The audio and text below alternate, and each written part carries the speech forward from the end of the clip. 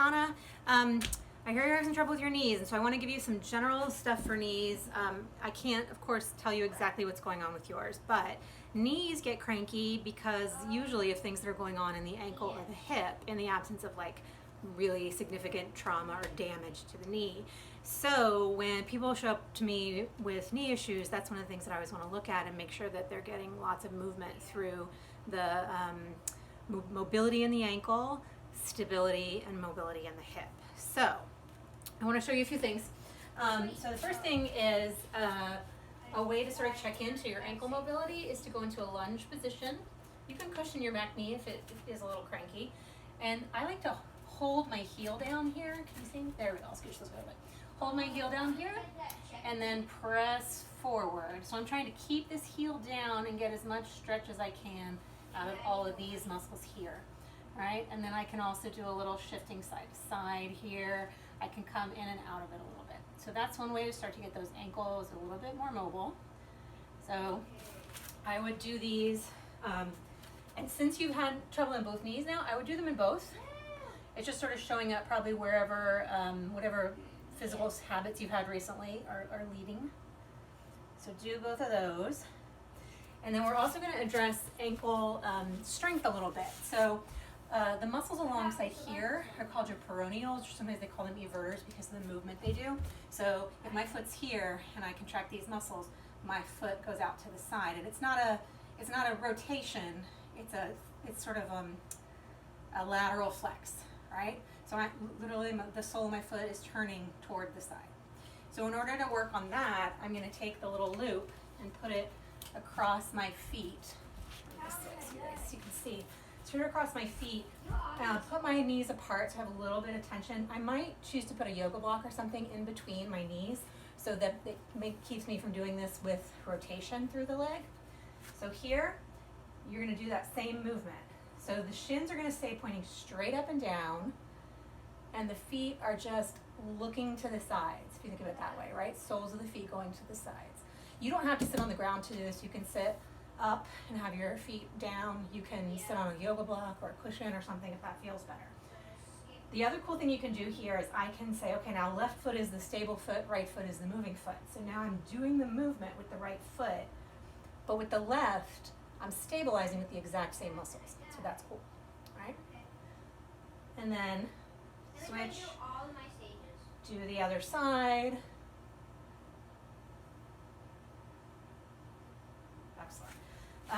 So those are two things for the feet. The other thing you can do for the feet, of course, are circles, point and flex. You probably do some of that in your dance classes. So next thing we want to address then is the hip. Because in the same way that if we don't have enough mobility in the ankle, your body will try to find it in your knee, make your knee unstable. If you don't have enough strength in your hip, then your knee is going to be less stable too. So we want these side muscles to be nice and strong. So the band is great for that too. We're going to take the band either just above or just below the knee. Either one is fine. And then we're going to take it into some clams. You may have done these before in a dance class. People do them up on their elbows, but I actually prefer to do it down. So doing it here. So my knees are slightly in front of me. My heels are in line with my butt. I'm going to keep my heels together, and I'm going to keep my hip nice and stacked. So as I come up, I'm not letting my hip roll back. So I like to keep a hand here to make sure that that's not happening. So I'm lifting up through here. So I'm contracting these muscles in the hip. And you'll notice I got that a little bit of a squeeze at the top, just a little bit of a pause. So this is for the external rotators, right? Turning the leg out as we go.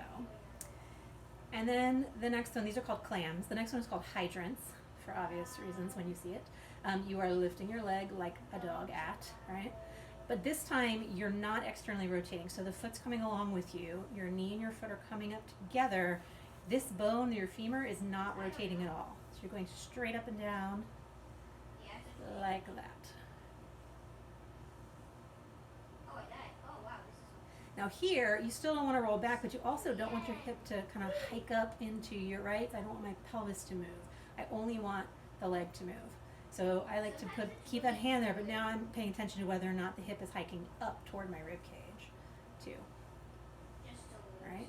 And then a nice little thing to get these muscles really worked is to lift up and then draw circles with your knee. And this one burns a little, so you do some in each direction.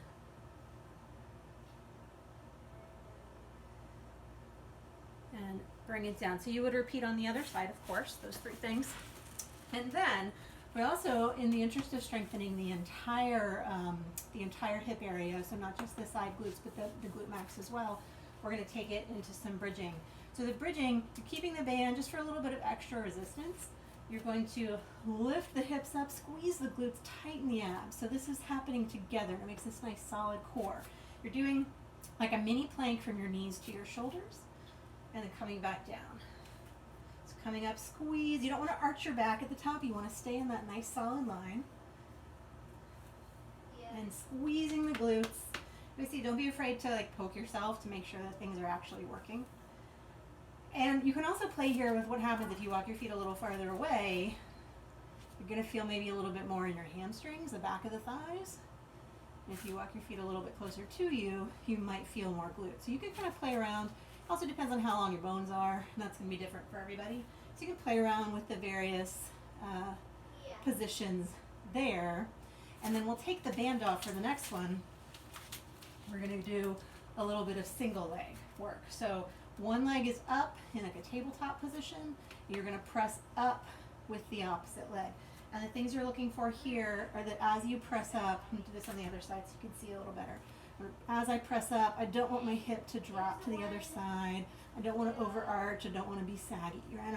I want my pelvis to just smoothly go up and down, no change, staying nice and level.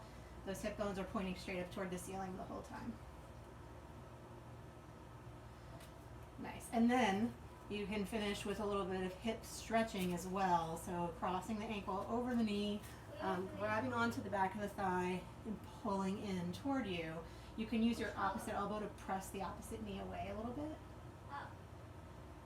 So that you hold here. And what I like to think of is I'm pulling my leg toward me, but I'm also, with my tailbone, pressing down onto the mat. So that I get this nice little feeling of opposition, and that gives me a really good stretch. And then you would repeat the other side.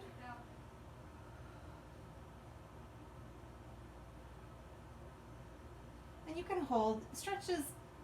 The scientists are always changing their minds about the ideal time to hold stretches. I usually aim for 30 seconds to a minute for most stretches.